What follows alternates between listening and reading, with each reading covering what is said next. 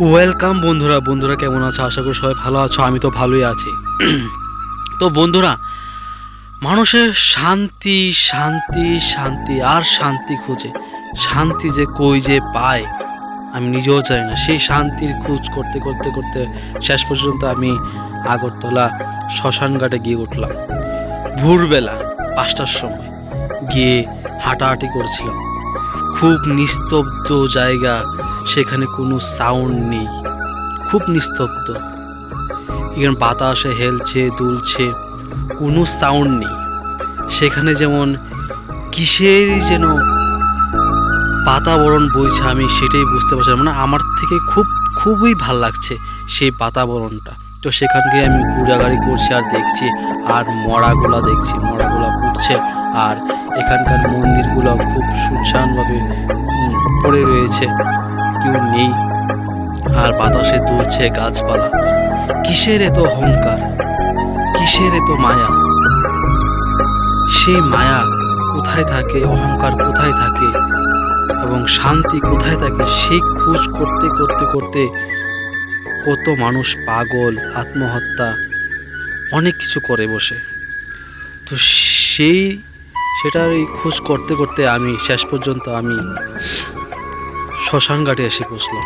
আর দেখছি একটা শরীর আগুনে পুড়ছে এই শ্মশানঘাটের চুলার মধ্যে।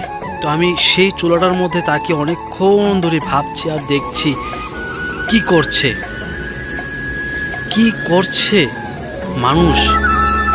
এত অহংকার, এত লোভ লালসা, আমি বুঝতে পারছি না কি করবে। এত অর্থ উপার্জন করে যখন মানুষই থাকবেই না সঙ্গে, কি করবে সেটাই বুঝতে পারছি না। আর আমার মনে, সত্যি কথা বলতে আমার মনেও শান্তি নেই। তো শান্তির খোঁজ করতে করতে সেখানে গিয়েছি। তো সেখানে গিয়ে জিজ্ঞাসা করলাম, তো আমি এখানেই থাকি, এখানেই ঘুমাই। আমি বললাম যে আপনার কি ভয় করে না? কিসের ভয়? আজকে আমিও এখান দিয়ে যাব, তুমিও এখান দিয়ে যাবে। দেখো এখানে ছড়িয়ে ছিটিয়ে আছে কত গেন্দা ফুলের মালা ছড়িয়ে আছে। আমি সবটা ঘুরে গাড়ি দেখলাম আর ভাবতে থাকলাম, আমি একাই শ্মশানঘাটের মধ্যে ঘুরছি। মানে কেন জানি না, আমার খুব ভাল লাগছে, খুবই ভাল লাগছে। মানে কোথাও যে শান্তি পাচ্ছি না, আমি যেন এখানেই শান্তিটা পেলাম এরকম লাগছে।